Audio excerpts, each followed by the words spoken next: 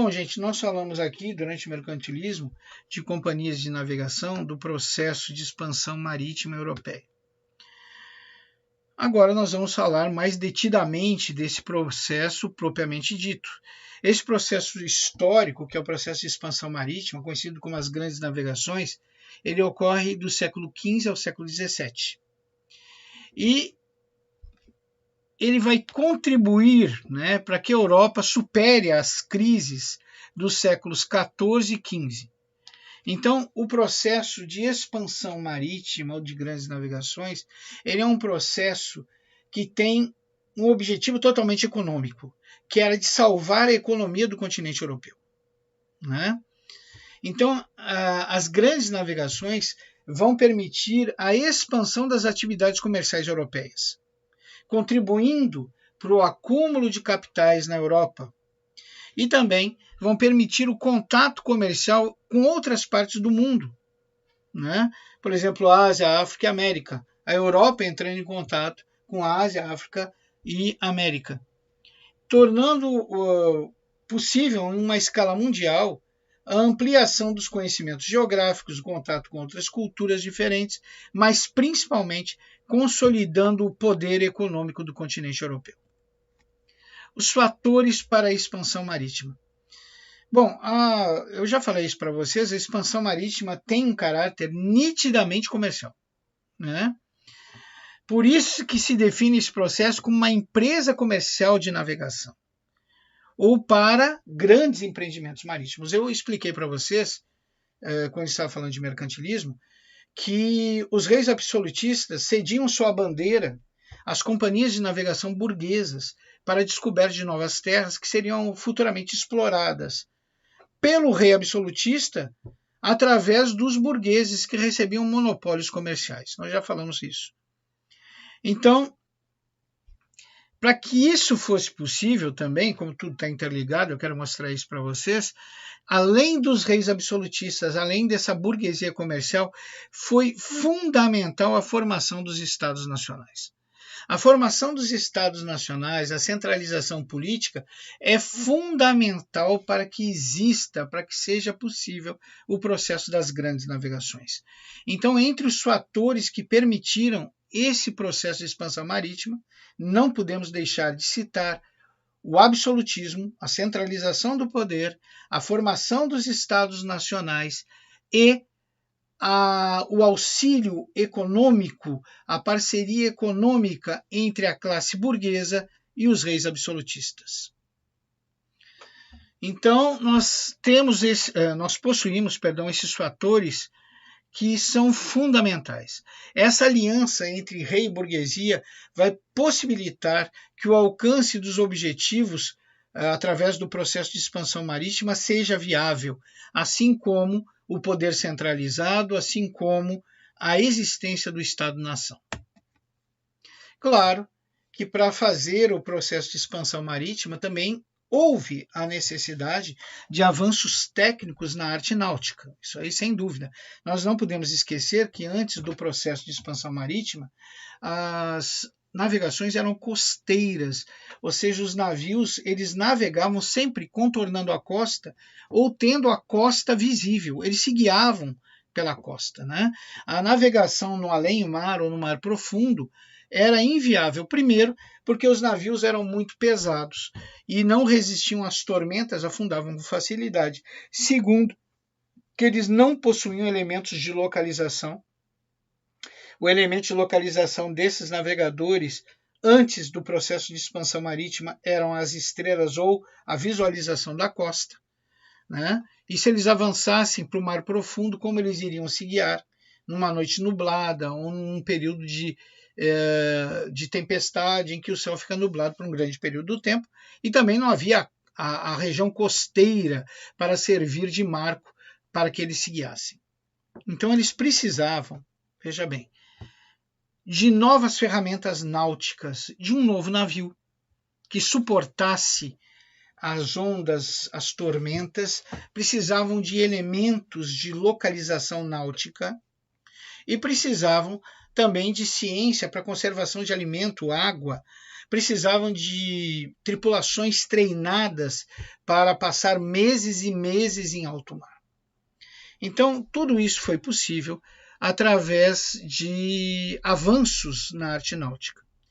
Nós podemos citar entre esses avanços o desenvolvimento da cartografia, o desenvolvimento de instrumentos náuticos de localização como a bússola, o astrolábio, o sextante, a construção de embarcações que pudessem realizar essas viagens de longa distância no alto mar, no além-mar, que são as caravelas, né? E os interesses econômicos da classe burguesa em patrocinar tudo isso, né? Esses interesses econômicos da classe burguesa em patrocinar tudo isso também estavam ligados à necessidade de se ampliar a produção de alimentos, né, em virtude do crescimento demográfico que ocorreu na Europa, e a necessidade do acúmulo de metais preciosos para suprimir a escassez de moedas que assolava a maior parte dos estados nacionais europeus, né? Também havia o grande interesse da burguesia europeia de acabar de vez com o monopólio comercial das cidades italianas em relação às mercadorias vindas do Oriente. Então, quando Constantinopla cair na mão dos turcos e otomanos, né, nós vamos ver que se acentua a necessidade de comércio com o Oriente e se acentua também o monopólio dos italianos sobre o comércio com os orientais. Então, nós não podemos esquecer esses detalhes importantes. Bom, também nós não podemos esquecer das causas sociais que permitiram o processo de expansão marítima. Por exemplo, o enfraquecimento da nobreza feudal e o fortalecimento da burguesia mercantil. Né? Tem os fatores religiosos, a possibilidade que foi dada à Igreja para a conversão dos pagãos ao cristianismo mediante as ações missionárias da Igreja Católica nas novas terras. Nós devemos lembrar que a Igreja, devido ao avanço da reforma protestante ou da reforma religiosa, como vocês queiram falar, a Igreja Católica estava muito enfraquecida, eles haviam perdido 70% dos seus fiéis. Eles precisavam encontrar novas terras e converter novos fiéis. O processo de expansão marítima foi fundamental para isso. E nós vamos ver que a Igreja colaborou com esse processo de expansão marítima. Nesse período, se acreditava que a Terra era plana. Para minha tristeza, tem pessoas que ainda hoje acreditam que a Terra é plana, mas isso é outro assunto. E eles acreditavam que quando um navio entrasse em alto mar e mar profundo, depois de algum tempo navegando, por a Terra ser plana, ele encontraria o abismo sem fim. Nesse abismo sem fim, a embarcação cairia no abismo, e lá nesse abismo haviam monstros marítimos, monstros gigantescos que devorariam a embarcação e seus tripulantes. Então havia o grande medo das tripulações de marinheiros de se envolverem em navegações de mar profundo. Para que esse medo fosse rompido, a Igreja teve que colaborar e criou a teoria do paraíso terrestre. Essa teoria do paraíso terrestre, ela dizia que Deus havia criado na Terra paraísos terrenos, onde havia clima agradável, água potável e alimentação abundante. E haveriam riquezas, e eles encontrariam populações amigáveis. Imagina um marinheiro passando fome, frio e privações no continente europeu, sabendo que no além-mar talvez ele encontrasse uma boa temperatura, muito alimento, muita água e uma população amigável que o receberia. E também riquezas. Então nós vamos ver que a religião foi outro fator que contribuiu para o processo de expansão marítima, mais precisamente o interesse da Igreja Católica no aumento dos seus fiéis. A Igreja Católica havia perdido muitos fiéis no processo da Revolução Protestante e tinha que compensar essas perdas catequizando e convertendo novos fiéis através de ação missionária nas terras do além-mar recém-descobertas. Vamos falar um pouquinho mais detidamente no processo de expansão marítima de Portugal. Portugal foi a primeira nação a realizar a expansão marítima. Existem vários fatores para isso. Primeiro, Portugal tem uma posição geográfica bem favorável para o lançamento dessas naus em direção ao Mar Profundo. E Portugal tinha uma situação de paz interna e a presença de uma forte burguesia mercantil. Então, o pioneirismo português é explicado por isso e também pela centralização política, né? O absolutismo era uma prática comum aos reis portugueses. Como vimos, com essas condições, Portugal tem todos os elementos necessários para iniciar o processo de expansão náutica ou expansão marítima. Ele tem uma posição estratégica, ele possui um rei absolutista, ele possui paz interna e ele possui uma forte burguesia comercial mercantil. Né? Então, esses fatores auxiliaram para o processo de expansão marítima portuguesa.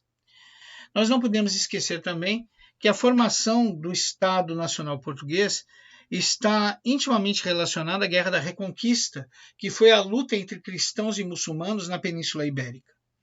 A primeira dinastia portuguesa foi a dinastia de Borgonha, a partir de 1143, que se caracterizou pelo processo de expansão territorial interna.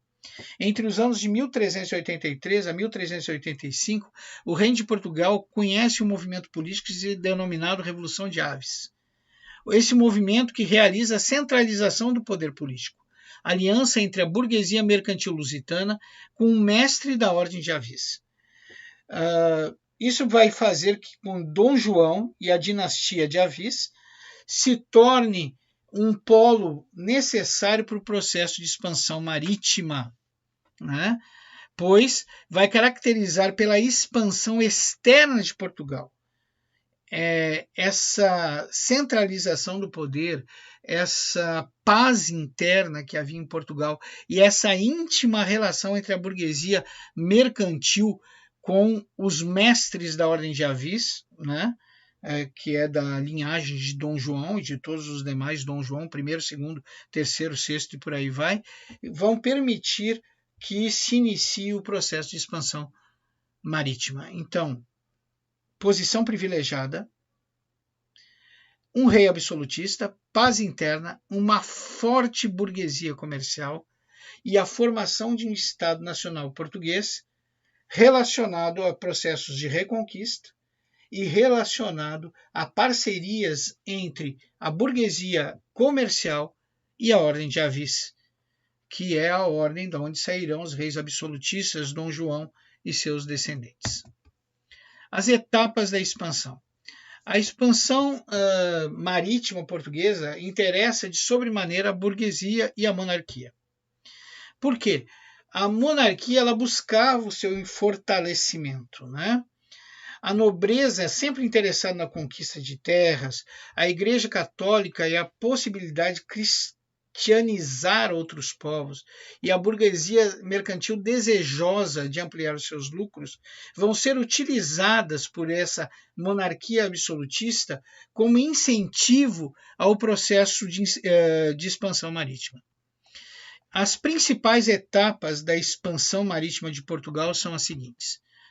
Em 1415, a tomada de Ceuta, importante entreposto comercial no norte da África. 5 anos depois, em 1420, os portugueses ocupam a ilha de Madeira e Açores no Atlântico. Em 1434, eles chegam ao Cabo do Bojador. Em 1445, chegam ao Cabo Verde. Em 1487, Bartolomeu Dias transpõe o chamado Cabo das Tormentas. Em 1498, Vasco da Gama finalmente atinge as Índias, mais precisamente Calicut, e descobre uma nova rota comercial para as especiarias do Oriente. Em 1499, a viagem de Pedro Álvares Cabral, que em 1500 vai culminar com a descoberta do Brasil.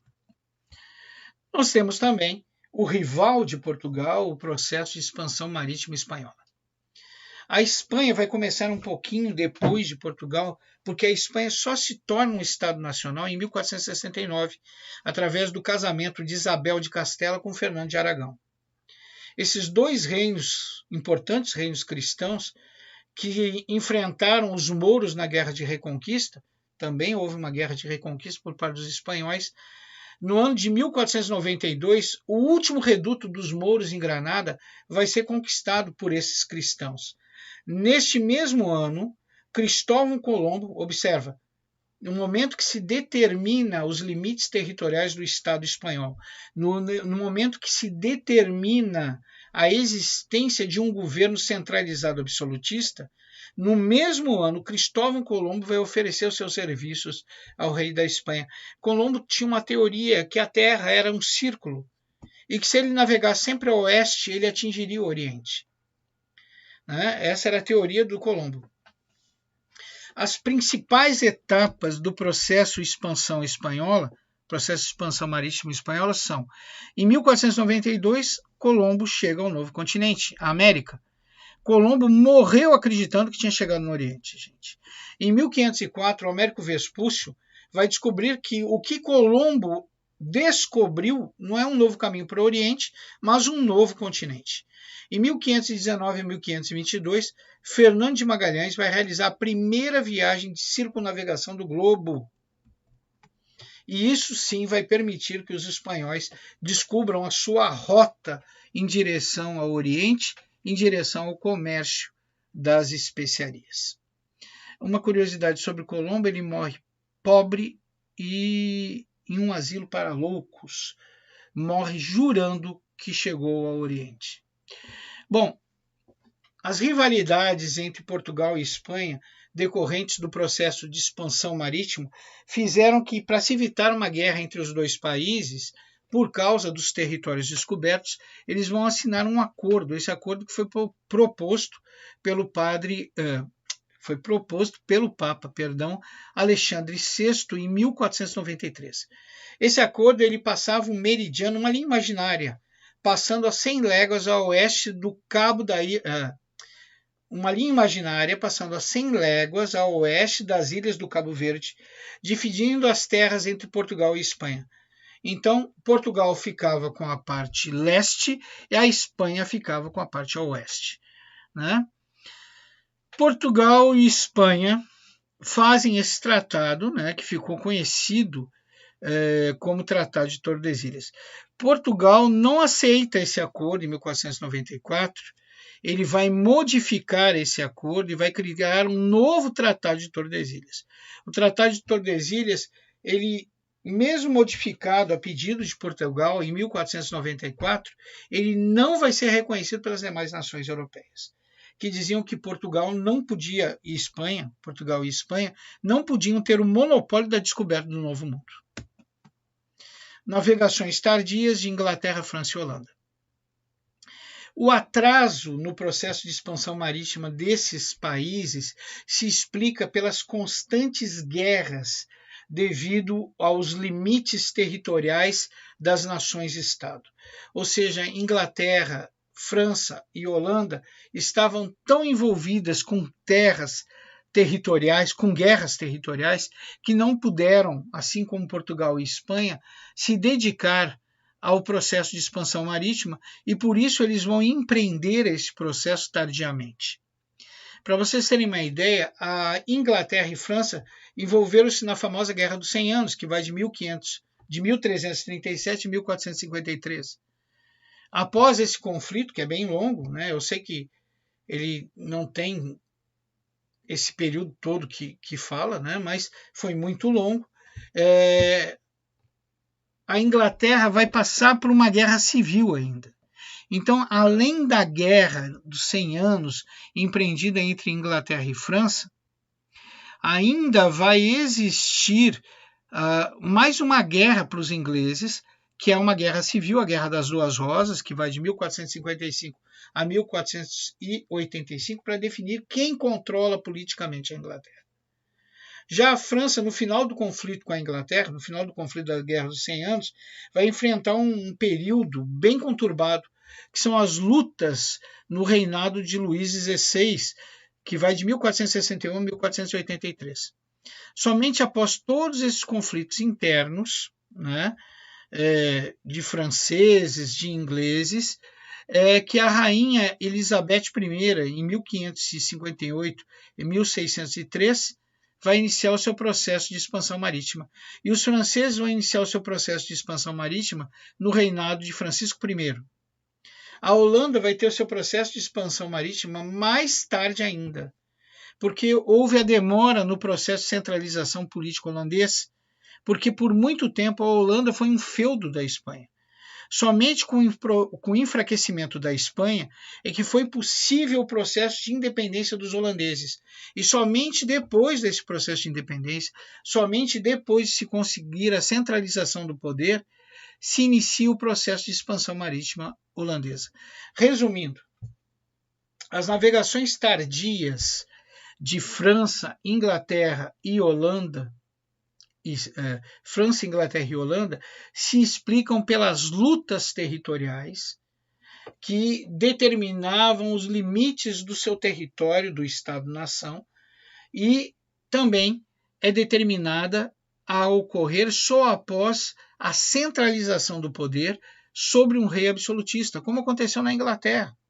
A Inglaterra, mesmo depois da Guerra dos 100 Anos, teve que enfrentar a Guerra das Duas Rosas, onde duas poderosas famílias lutaram pelo controle político absoluto da Inglaterra. Nós vamos ver também o caso da Holanda, que nós acabamos de ver, que demorou mais que eles, pois a Holanda estava sob o poder da Espanha e só conseguiu impetrar o seu processo de expansão marítima após a sua independência em relação à dominação espanhola. Bom, gente, nós não precisamos falar que as grandes navegações estão intimamente ligadas. O processo de expansão marítima, não esqueçam isso, eu saliento isso porque isso é muito importante.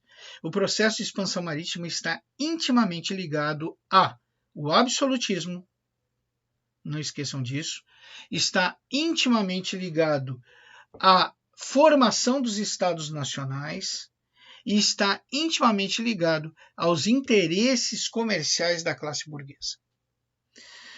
Bom, as consequências das grandes navegações, a gente não pode negar que elas contribuíram de uma forma bem acentuada para a transformação da visão histórica da humanidade.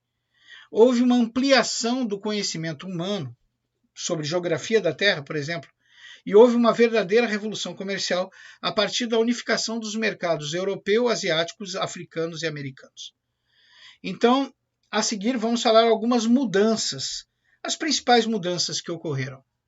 Então, a decadência das cidades italianas e a mudança do eixo econômico que sai do mar Mediterrâneo e passa para o Oceano Atlântico. A formação do sistema colonial, outra importante consequência, o enorme fluxo de metais preciosos saindo do novo continente para o antigo continente, proveniente das Américas principalmente, que salvaram a economia do continente europeu. O retorno do escravismo também é uma das consequências do processo de expansão marítima, né? Só que era um retorno ao escravismo aos moldes capitalistas, né? O eurocentrismo e a hegemonia, o eurocentrismo que é a hegemonia da Europa em relação aos outros continentes descobertos. E o processo de acumulação primitiva de capitais, que a longo prazo vai dar a origem à formação e organização social do capitalismo.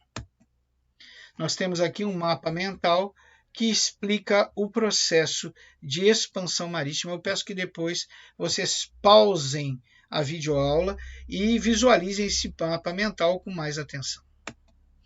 Gente, aqui encerramos a nossa aula. Eu espero que vocês tenham gostado. Lembro a vocês que a aula 1 e esta aula 2 serão os temas da nossa quarta prova, que acontecerá brevemente.